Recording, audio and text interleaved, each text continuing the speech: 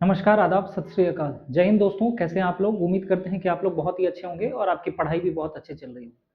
दोस्तों, आज जो हम लोग टॉपिक कवर करने वाले हैं बायोलॉजी में, आज हम लोग करने वाले बहुत ही इंपॉर्टेंट टॉपिक और बहुत ही वेट कर रहे थे बच्चे लोग। तो आज हम लोग स्टार्ट करने वाले हैं ह्यूमन ब्रेन के बारे में, है ना? तो चलिए लेट ना करते हुए स्टार्ट करते हैं हम लोग ब्रेन के बारे में और बहुत ही डिटेल में हम लोग आज जो है समझेंगे कि ह्यूमन ब्रेन क्या होता है। देखिए, यदि हम बात करें ह्यूमन ब्रेन का, तो आप जैसे जानते हैं कि नर्वस सिस्टम को कुछ पार्ट्स में बांटा गया है दोस्तों। कितना पार्ट में बांटा गया है? कुछ पार्ट्स में बांटा गया है। यदि हम आपको ऐसे दिखाएं, मान के चलिए, आपको एक मिनट वेट कीजिएगा। मैं जी हाँ, तो मैं आपको ये बताने चाह रहा हूँ कि आज जो हम लोग टॉपिक पढ़ने वाले हैं वो ब्रेन के बारे में पढ़ने वाले हैं। और जैसा कि जानते हैं कि हमारे बायोलॉजी में बहुत सारा सिस्टम है, ठीक है? क्या है? बहुत सारा सिस्टम है। और उस सिस्टम में जो आज हम लोग पढ़ने वाले हैं वो हम लोग पढ़ने वाले हैं नर्वस सिस्टम के बारे में। किसके बारे में पढ़ने वाले हैं? नर्वस सिस्टम के बारे में। अब दोस्त, यदि हम बात करें आपसे कि नर्वस सिस्टम में, हम आपको बता रहे थे कि नर्वस सिस्टम जो होता है ना बेटा, 3 पार्ट से बेसिकली मिलकर बना होता है। एक होता है सीएनएस, जिसको बोलते हैं सेंट्रल नर्वस सिस्टम। क्या बोलते हैं? Central nervous system. मैं आपको फोटो भी दिखाऊंगा, सारा चीज पिक दिखा के ही हम आपको बताएंगे। और एक होता है पीएनएस, यानी होता है, पीएनएस का फुल फॉर्म होता है पेरिफेरल नर्वस सिस्टम, ठीक है? और दूसरा होता है फिर लास्ट में एएनएस, यानी बोलते हैं इसको क्या? Autonomous nervous system.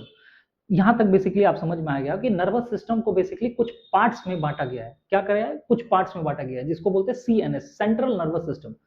अब देखिए, मैं यदि बात करूं कि यदि हम हमारा बॉडी, ये आप देख पा रहे होंगे, आप भी खड़े हो जाएंगे यदि आप देख पाएंगे, मतलब अपने को फील कर पा रहे होंगे, तो नाम से ही पता चल रहा है कि ये क्या है नर्वस सिस्टम में सेंट्रल पार्ट। सेंट्रल कहाँ होता है? बीच में होता है, बीच में, ठीक है?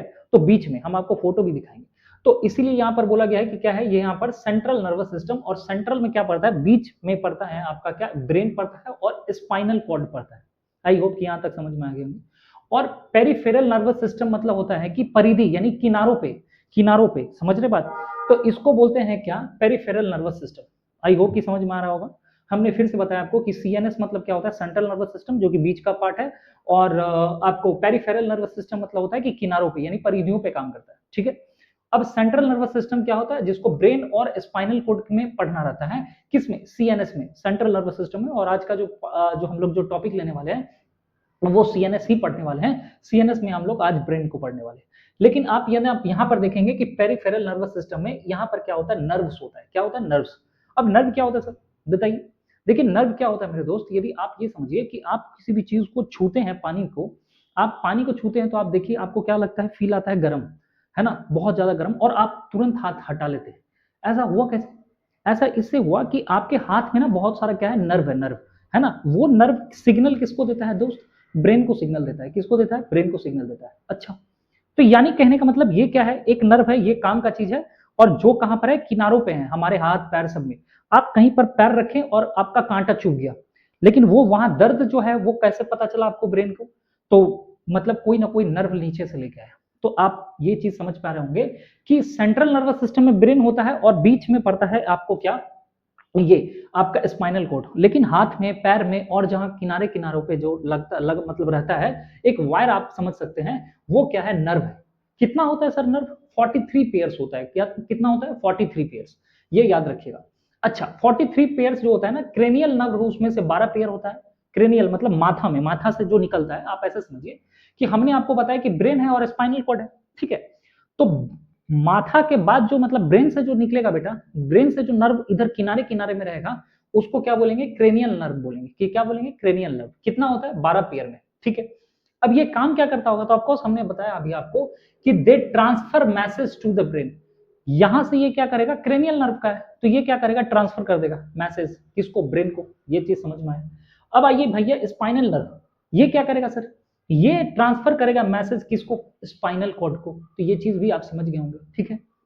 अच्छा, इनवॉलेंट्री सिस्टम, जिसपे मेरा कंट्रोल नहीं रहता है, ठीक है, उसमें पढ़ते हैं एएनएस वाले सिस्टम में। तो आई होप कि ये चीज आप समझ गए होंगे।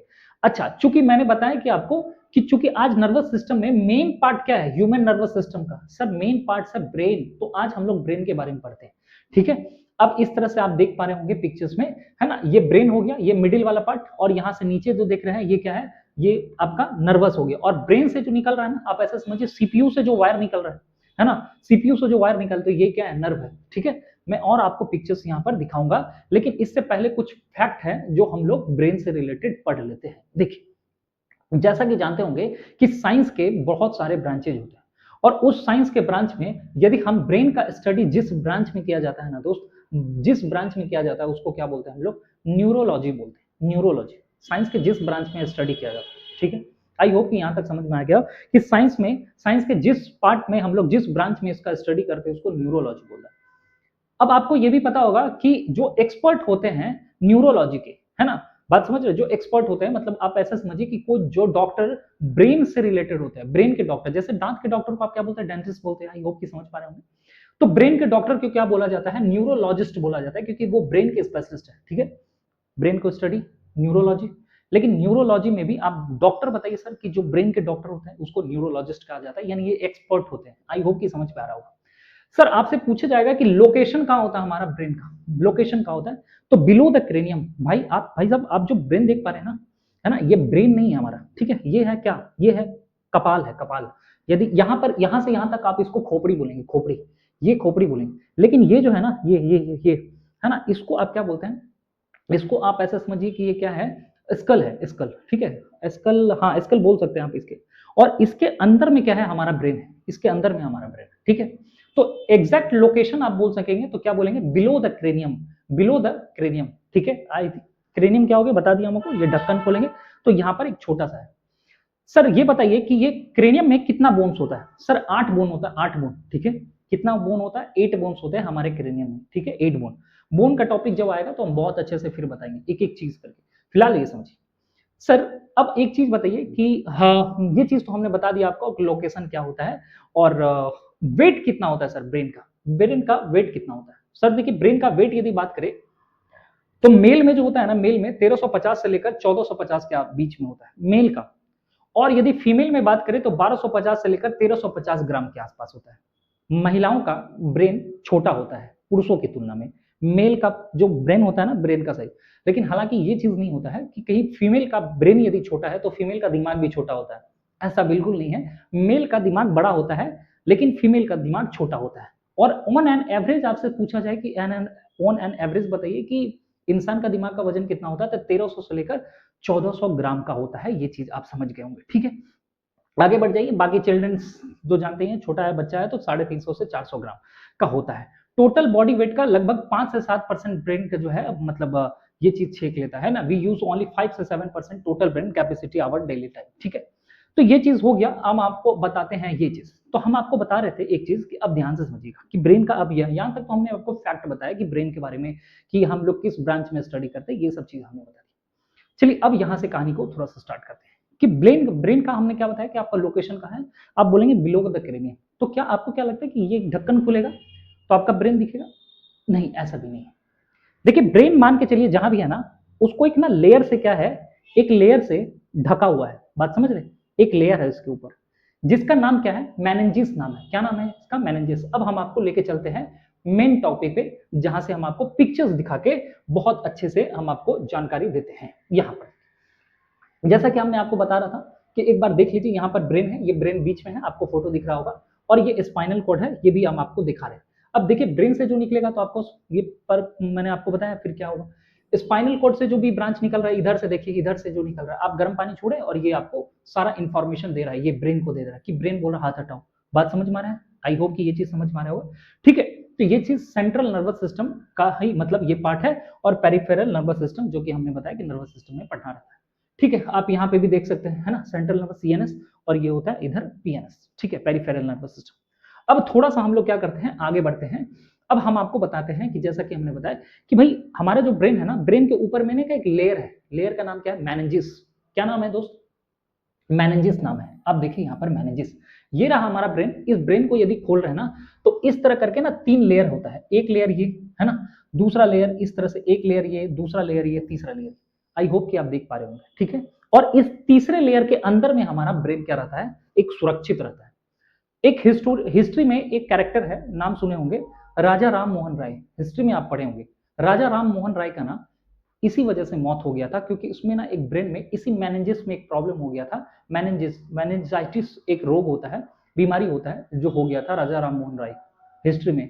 ठीक है, आप लोग पढ़े होंगे कैरेक्टर, जिसकी वजह से, ठीक है, तो मेनिंजाइटिस रोग हो गया था। तो ये चीज आपको बता दी है कि यहाँ पर आप देख सकते हैं कि ब्रेन को आप जब निकालेंगे तो ब्रेन में यहाँ पर 3 लेयर होता है, 3 लेयर। नाम क्या है सर? 1 नंबर पे सर ये जो है ना ड्यूरा मैटर है, 1 नंबर पे पढ़ेंगे ड्यूरा मैटर, सबसे बाहरी लेयर होता है। ठीक है, यहाँ पर देख लीजिए, यहाँ पर हम आईसीएसई वाले लोग भी जो होंगे ये भी देख लेंगे वीडियो, आईसीएसई वाले का भी यहाँ पर हमने क्लिप लगा के रखा है, देख लेंगे। ड्यूरा मैटर होता है आउटर लेयर होता है, आउटर। बीच में क्या होता है सर? ऑर्कनाइट। और लास्ट वाला क्या होता है? सबसे अंदर जो होता है ना, इनर वाला पार्ट, इनर वाले को क्या बोलते हैं सर? इनर वाले को बोलते हैं पिया मैटर। ठीक है, पिया मैटर, फिर होता है आर्कनाइट, मतलब सबसे अंदर में क्या होगा? पिया मैटर, उसके बाद होगा आर्कनाइट, और सबसे जो बाहर होगा ना इसको बोलते हैं आउटर, आउटर वाला मतलब बाहरी वाला ही। ठीक है, अब आपसे सवाल पूछेगा, आप ही देख के बताइए। हालांकि यहां मैं बता देता हूं, ड्यूरा मैटर क्या होता है सर? ये आउटर मोस्ट टफ फाइबर से बना होता है, टफ फाइबर, और ब्रेन को ना एकदम फिट करके रखता है। आप ऐसे समझो कि आपको हम हिलाएंगे ऐसे, तो आपका ब्रेन ऐसे नहीं हिल सकता है, मतलब आप जगह पर फिट है, बात समझ रहे हैं? उसको हिल नहीं सकता है, समझ रहे बात? वरना ब्रेन भी हिल जाता तो दिक्कत हो जाता, बात समझ रहे? तो ये क्या होता है? टफ फाइबर से आपके ब्रेन को ना ऐसे करके मतलब एकदम फिट करके रखा हुआ है, समझ रहे? अच्छा, तो ये टफ मेम्ब्रेन। ऑर्कनाइट क्या होता है सर? ये थिन क्या बोलता है? डेलिकेटेड मिडिल लेयर होता है, मैंने आपको बताया। और ये जो पिया मैटर है ना, पिया मैटर ये वाला, ये जो पिया मैटर है ना, ये सबसे इंपॉर्टेंट, यहां से सवाल क्या आता है, ये सबसे इनर मोस्ट रहता है, इनर मोस्ट मतलब दिमाग के सबसे अंदर है। और ये क्या होता है? वस्कुलर मेम्ब्रेन होता है, और यहाँ पर क्या रहता है भाई? यहाँ रहता है richly supplied with two the blood, यानी ब्लड जो है, ब्लड किसके संपर्क में रहता है? ब्रेन के किस लेयर में रहता है? तो आप कहेंगे पिया मैटर। ठीक है, यहां तक समझ में आए? मैंने कहा क्या कि ये ढक्कन खुलेगा, स्कल खुलेगा तो आपको ब्रेन नहीं मिलेगा साहब, एक लेयर रहेगा, लेयर, वो 3 परत से बना है, 1 लेयर, 2 लेयर, 3 लेयर, और उसके अंदर में ब्रेन है। बात समझ पा रहे हैं? क्लियर है यहां तक? तो बाहर वाला मैटर लेयर को क्या बोलते हैं? Dura mater. अब देखिए यहाँ पर हमने बताया आपको कि ये क्रेनियम के अंदर अंदर बंद है, ऐसे क्रेनियम को हटेगा तो फिर आपको ड्यूरा मैटर दिखेगा, और ड्यूरा मैटर के बाद क्या दिखेगा? आर्कनाइट, और उसके बाद क्या दिखेगा? पिया मैटर, और इसके नीचे रहता है ब्रेन। अब समझ पा रहे हैं? और इस तीनों को मिला देंगे तो इसको क्या बोलते हैं? मेनिंजेस। आई होप कि क्लियर हो गया होगा। अब थोड़ा सा आगे बढ़ते हैं। अब देखिए मैंने बताया कि यही वाला मेनिंजेस वाले एरिया में आपको मतलब लेयर में कभी कभी दिक्कत हो जाता है, बैक्टीरिया या वाइस कुछ हो जाता है प्रॉब्लम्स, जिसकी वजह से एक रोग हो जाता है, ठीक है, मेनिंजाइटिस, जिसमें राजा राम मोहन की राय की मृत्यु जो हुई थी इसी बीमारी की वजह से हुई। तो यहाँ तक आप समझ गए होंगे। अब हम लोग थोड़ा सा आगे बढ़ते हैं। ये पिक्चर्स भी हम आपको मेनिंजेस वाला दिखा रहे हैं कि मेनिंजेस कैसे काम करता है। ये आपका स्कल हो गया, देखा है मैंने बताया ना आपको कि 1 नंबर पे क्या है भाई? स्कल। स्कल से नीचे क्या है भैया? स्कल से जैसे ही नीचे जाएंगे ना तो ये क्या है भाई? तीनों लेयर मिलाकर सर ये है मेनिंजेस। और उस मेनिंजेस में 1 नंबर क्या? ड्यूरा मैटर, ऑर्कनाइट, और तीसरा पिया मैटर। ठीक है, तो याद रहेगा DAP, DAP याद रखिएगा, DAP, इसको ट्रिक से याद सकते हैं। सबसे बाहर ड्यूरा। ब्लड किसके संपर्क में रहेगा सर? इसके संपर्क। और यहां से नीचे आप जब जाएंगे ना तो इसके नीचे रहेगा फिर आपका क्या मेरे भाई? ये रहेगा ब्रेन। आई होप कि ये चीज समझ में आ रहा होगा। तो चलिए अब थोड़ा सा हम लोग आगे बढ़ते हैं। अब जैसा कि हम बताते हैं आपको, ये भी अभी हम आपको कुछ फैक्ट ही बताना चाह रहे हैं कि सेरेब्रम दिमाग का सबसे बड़ा हिस्सा होता है। ठीक है, सेरेब्रम की बाहरी जो सरफेस होता है ना, बाहर सरफेस हम आपको दिखा रहेंगे, फोटो भी दिखाएंगे। सेरेब्रम दिखता कैसे सर? एक बार पहले हम आपको फोटो ही दिखा देते हैं, ज्यादा बेस्ट रहेगा। देखिए ये सेरेब्रम आपको दिख रहा होगा, सेरेब्रम है ना, ये आपको उबड़ खाबड़ वाला सीन दिख रहा है क्या?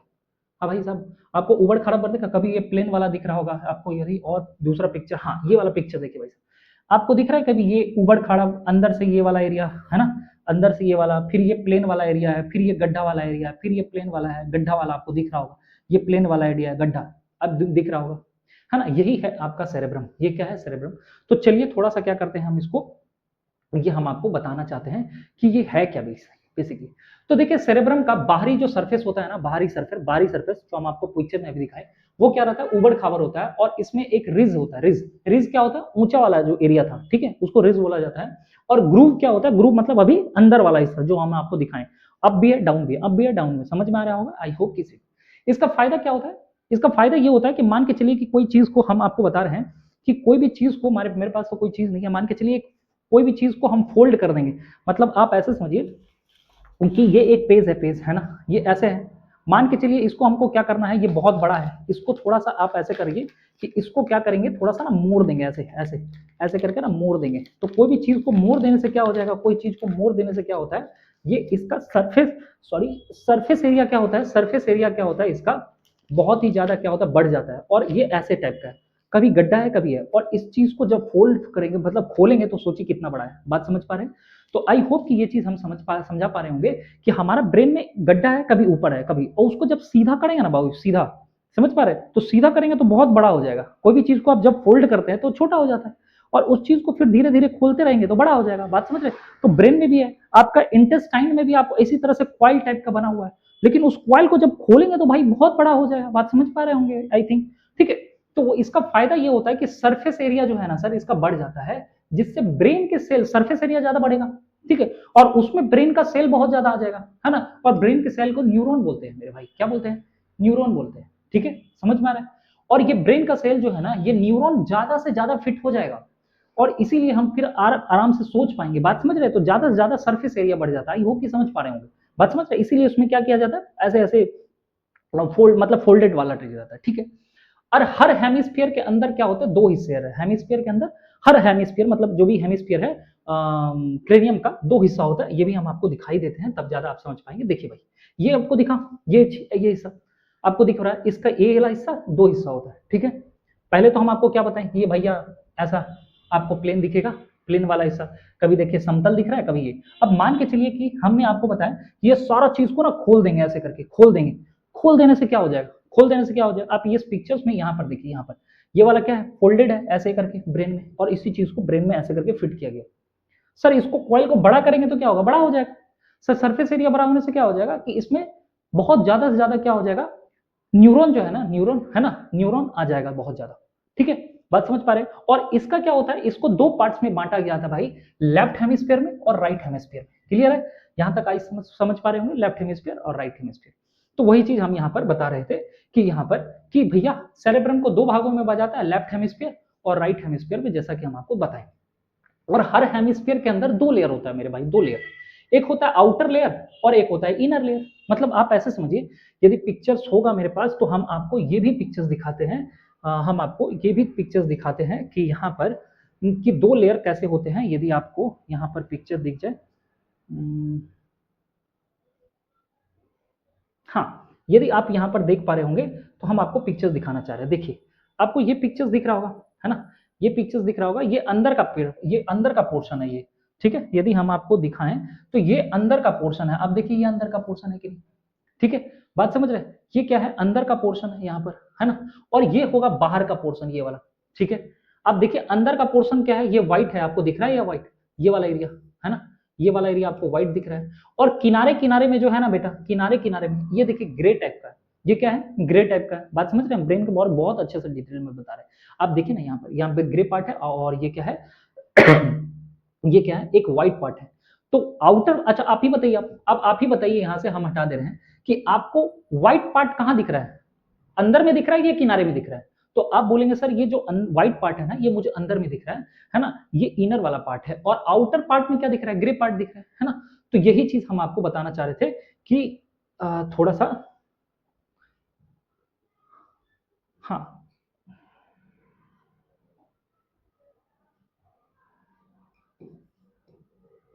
ठीक है, आई थिंक ये चीज आप समझ गए होंगे कि यहाँ हम बताना क्या चाह रहे हैं। इसको हटाते हैं, अब थोड़ा सा देखते हैं। तो ये चीज बता दी, आउटर, आउटर मतलब होता है बाहर, बाहर वाला क्या था जिसको कॉर्टेक्स बोलते हैं, और इनर वाला में क्या था, मेडुला, इनर वाले पार्सन को मेडुला बोलते हैं, और इनर वाले पार्ट में जो रहता है वो व्हाइट पार्ट होता है, ठीक है। अब देख लीजिए यहाँ पर यही चीज बोला गया है कि कॉर्टेक्स में न्यूरॉन की सेल बॉडी होती है, कॉर्टेक्स में क्या होगा, न्यूरॉन की सेल बॉडी, और सेल बॉडी का रंग क्या होगा, हल्का सा ग्रे होगा। और समझ में आ गया ग्रे कहाँ है, तो भाई ग्रे कहाँ है भाई, ये ग्रे कहाँ है मेरे भाई, ये ग्रे कहाँ होगा, कॉर्टेक्स वाले एरिया में। और कॉर्टेक्स किसको बोलते हैं भाई, आउटर पार्ट दिखाएं, अभी उन्होंने बताया ना कि आउटर मतलब बाहर से क्या होगा, ग्रे पार्ट होगा। और ग्रे पार्ट में क्या रहता है भाई, ग्रे पार्ट में यहाँ पर क्या रहता है, सेल बॉडी।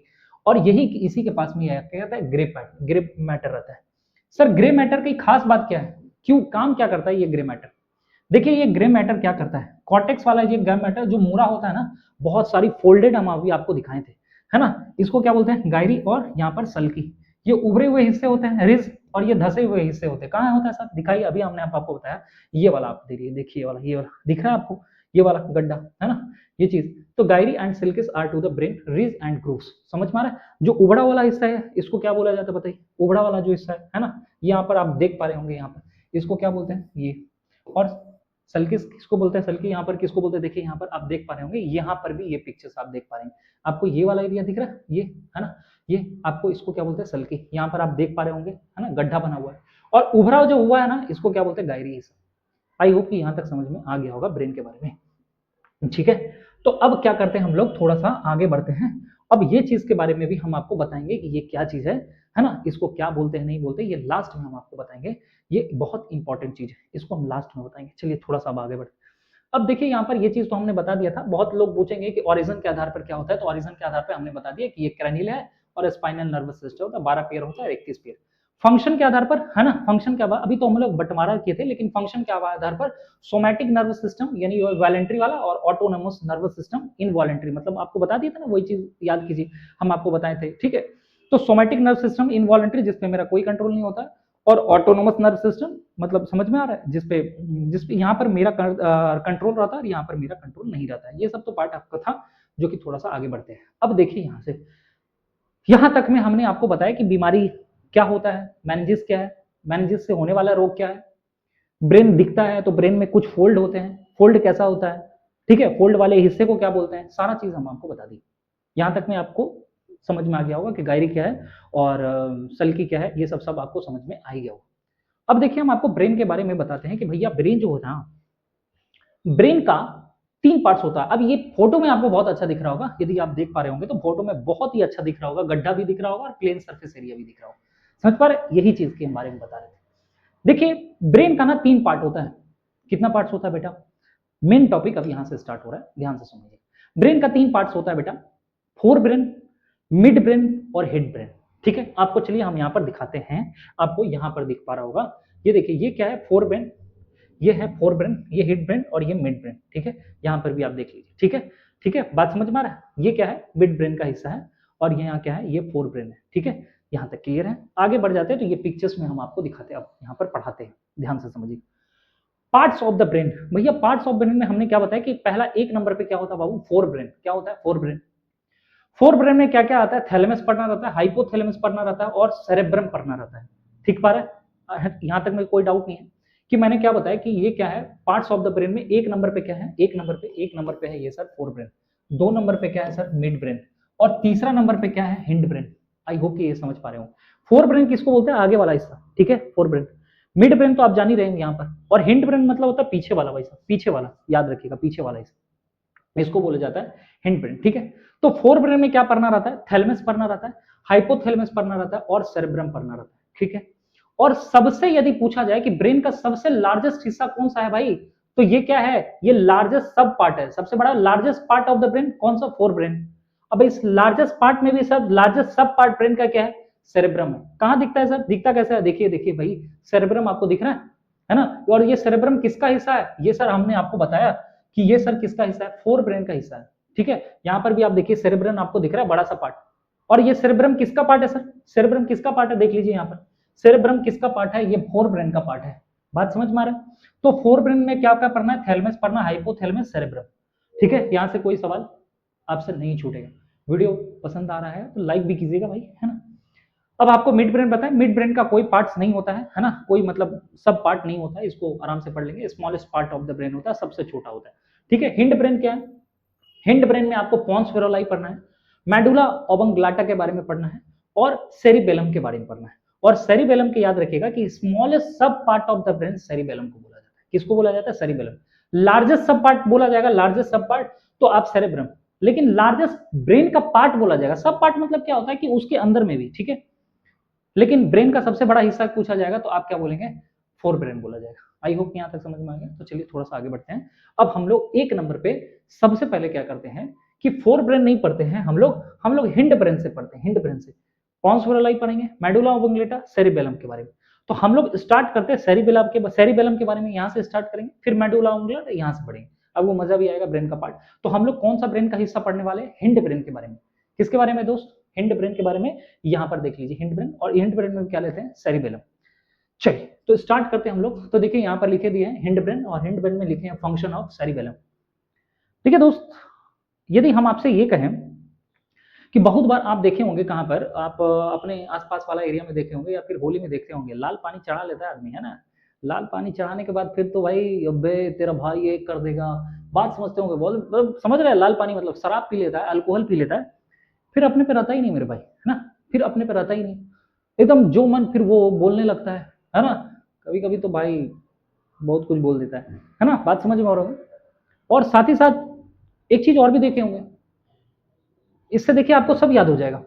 तो पहले नंबर पे हमने क्या देखा आप शराबी को, कि भैया वो बहुत बोलता है, बहुत बोलता है, कुछ से कुछ बोलेगा, उसको पता ही नहीं है, सुबह में उठ के आता है ठीक है हम तो ये सब बोल दिए थे, हैं हमको पता ही नहीं है, और उसके बाद क्या करते रहेगा, झूमते रहेगा हाथ ऐसे ऐसे, है ना, ऐसे ऐसे करके झूमते रहेगा, समझ में आ रहा है, ऐसे ऐसे करके अब बोलते रहेगा, और गलती से उसको ढकेल दीजिए नाली में, वो नाली में गिरेगा ना बाबू, तो नाली में गिरले रहेगा, वो उठना चाहेगा कि हम उठेंगे, लेकिन उठ ही नहीं पाता है, बात समझ में आए, उठ ही नहीं पाता है।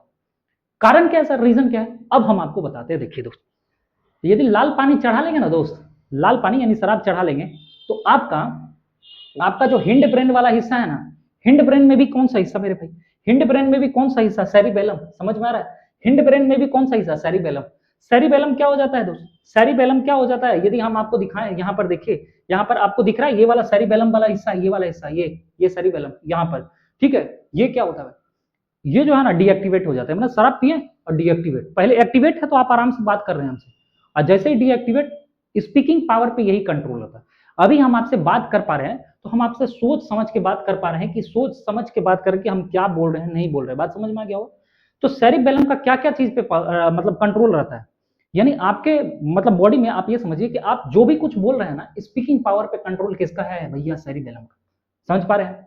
दूसरा नंबर पे भैया बॉडी बैलेंसिंग, बॉडी बैलेंसिंग का मतलब होता है कि हम सीधा चल पा रहे हैं, है ना, अभी गिर उड़ नहीं रहे, तो बॉडी बैलेंसिंग कौन करने का काम करता है भैया, ये भी सेरिबेलम, ठीक है। और मसल्स का कॉन्ट्रैक्शन एंड रिलैक्सेशन, मतलब मसल का कॉन्ट्रैक्शन रिलैक्सेशन, बात समझ रहे, मान के चलिए वो नाली में गिर गया, नाली में गिरा, है ना, उसको आप मारना तो चाह रहा है, ऐसे करके मारना चाह रहा है, लेकिन मार नहीं पाएगा, काहे नहीं मार पाएगा वो, इसलिए नहीं मार पाएगा क्योंकि उसका मसल्स काम ही नहीं कर रहा है, वो नाली में गिरा है, वो चाह रहा है कि नाली से उठे, आपको मारने ऐसे करके हाथ उठाएगा तो हाथ ही नहीं उठता है, समझ पा रहा है, क्यों, क्योंकि भैया मसल्स के कॉन्ट्रैक्शन कॉन्ट्रैक्शन और रिलैक्सेशन पे भी किसका कंट्रोल है भैया, इस सेरेबेलम, समझ में आ रहा है। तो आज से समझ में आ गया कि जीव, आप समझ में आ गया होगा, ये हिंड ब्रेन का पार्ट है, किसका पार्ट है बाबू, हिंड ब्रेन का पार्ट है। तो अब आप समझ में आ गया होगा कि हिंड ब्रेन में भी बाबू, हिंड ब्रेन में भी, तो इसी को बोला जाता है क्या, मसल्स मूवमेंट पे कंट्रोल, स्पीकिंग पावर पे और बॉडी बैलेंसिंग पे कंट्रोल। और याद रखिएगा इसको ना लिटिल ब्रेन भी बोला जाता है, इसी को क्या बोला जाता है बाबू, लिटिल ब्रेन भी बोला जाता है, इसको लिटिल ब्रेन, छोटा दिमाग इसी को बोलते हैं। बात बात में ना हम लोग मास्टर सब क्या करता है, पीछे घुमा के पट से मार देता है ना, ऐसे करके पट से। देखिए कभी भी लिटिल ब्रेन पे नहीं मारना चाहिए, याद रखिए, छोटा दिमाग इसी को बोलते हैं। कभी कभी एक थप्पड़ भी मारेंगे ना यहाँ पर, तो ब्रेन पे ना शॉक पड़ता है और इंसान सडनली डेथ पड़ जाता है। कभी कभी आप देखे होंगे कि गाड़ी से गिरता है, हेलमेट नहीं पहनने की वजह से चोट लगता है, गलती से इधर उधर लगेगा तो ठीक है, लेकिन इधर जो लगता है ना, इधर ये वाला छोटा दिमाग, यहाँ पर ज्यादा प्रेशर पड़ता है, इसी को लिटिल ब्रेन बोलते हैं, लिटिल ब्रेन, याद रखिएगा। तो आपसे पूछेगा कि भैया जो है लिटिल ब्रेन किसको बोलते हैं, लिटिल ब्रेन, तो याद रखिएगा सेरिबेलम को बोलते हैं, किसको बोलते हैं, सेरिबेलम। और यहाँ पर चोट लग जाता है तो मतलब तुरंत मर जाता है आदमी, सडनली डेथ कर जाता है, तो इसीलिए याद रखिए किसी को भी यहाँ पे नहीं मारना चाहिए, ये याद रखिएगा, ठीक है। तो यहाँ तक एक नंबर पे हम लोग क्या पढ़ लिए बाबू, एक नंबर पे हिंड ब्रेन में, हिंड ब्रेन में आप देख लीजिए, हिंड ब्रेन में क्या पढ़ लिए हम लोग, हिंड ब्रेन में हम लोग एक नंबर पे सेरिबेलम को क्या कर लिए, इसको पढ़ लिए। यहाँ तक में कोई डाउट है तो बताइए, सेरिबेलम समझ में आ गया, लिटिल ब्रेन सर बोलते हैं, बॉडी बैलेंसिंग कंट्रोल इसी का, स्पीकिंग पावर इसी पे, मसल्स का कॉन्ट्रैक्शन रिलैक्सेशन समझ में आ गया। अब बताइए मेडुला ओब्लंगेटा के बारे में। तो चलिए भाई हम लोग क्या करते हैं, अब हम लोग फंक्शन पढ़ लेते हैं medulla oblongata.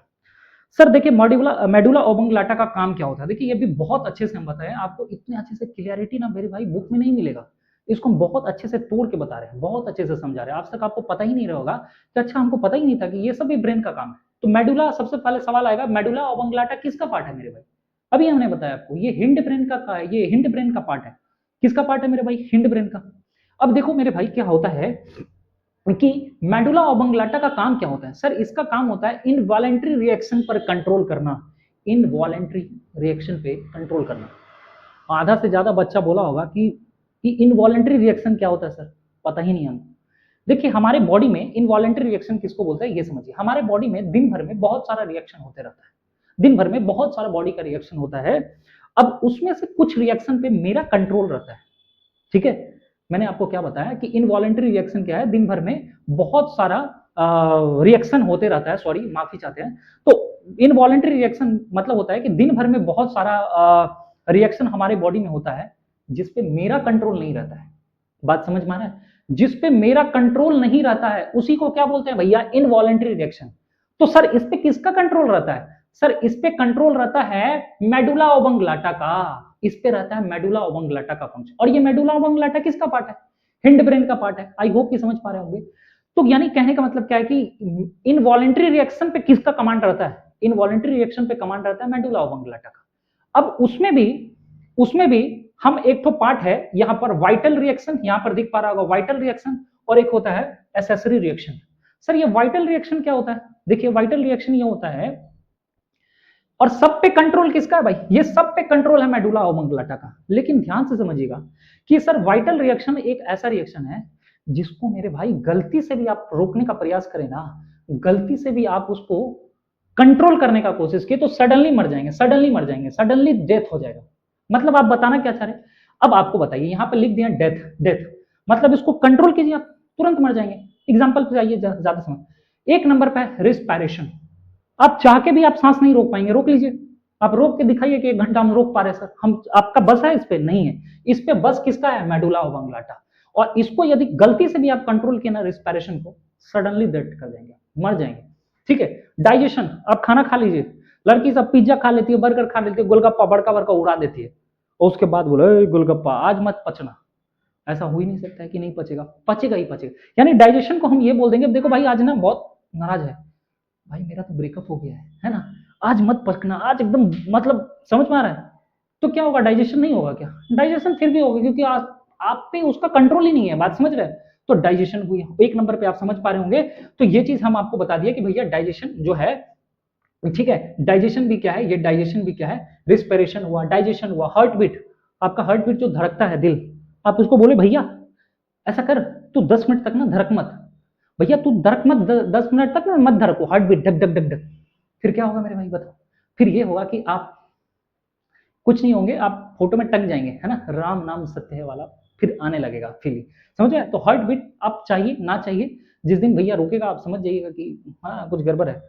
BP, blood pressure आपका है कंट्रोल नहीं है भैया। स्लाइवा फॉर्मेशन, आप में लार जो बन रहा है, लार आपका है कंट्रोल नहीं है। सबका कंट्रोल किस पे है? मेडुला ओब्लांगेटा का। ब्लड सर्कुलेशन, ब्लड आ रहा है, हार्ट के पास जा रहा है, ये सब किसका? एक्सक्रीशन, आपके अंदर यूरिन फॉर्मेशन हो रहा है, सब चीज ये सब किसका कंट्रोल है? सब किसका कंट्रोल है? ये सब मेडुला ओब्लांगेटा का कंट्रोल है। लेकिन मेरे भाई आइए हम आपको कुछ ये चीज बताते हैं, एसेसरी रिएक्शन।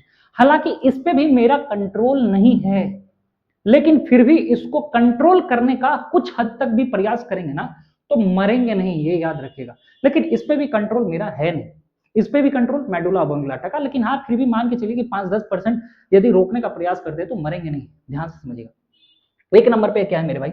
छींकना। क्या आपके छींकने पे कंट्रोल है क्या? जा जाता है ना, इधर देखते हैं ना उधर करके पूरा बाप रे बाप। ठीक है, खड़ाटा लेना, ठीक है, आप चाहते हैं, मेरे पिताजी तो बड़ी खराटा लेते भाई, है ना। आप लोग भी कमेंट करके बताइएगा कि आपके फैमिली में कौन कौन खराटा मारते हैं, ठीक है, लंबा चौड़ा ऐसा करके, ठीक है। उस पर भी वही कंट्रोल नहीं है, आपका कंट्रोल नहीं है, ठीक है। हिचकी आना, हिचकी, समझ में आ रहे हो? इस पर भी कंट्रोल नहीं। उबासी आना, बाकी फिर तो ये तो समझ ही गए, है ना। तो फाट आना, ये सब पे आप पे कंट्रोल नहीं है मेरे भाई, ठीक है, एकदम आपका कंट्रोल नहीं है। सबका कंट्रोल किस पे? Medulla oblongata. इसको कंट्रोल फिर भी थोड़ा बहुत करते हैं तो इस पे क्या आता है? मरते नहीं है, और इस पे जो है भाई मर जाते हैं। तो 2 नंबर भी हम आपको बता दिए, यानी यहां तक समझ में आ गया कि नहीं? देखिए ये भी हम बता दिए आपको कि मेडुला ओब्लांगेटा का काम क्या है, ये भी बता दिए। अब क्या पढ़ना है? पोन्स वेरोलाई के बारे में।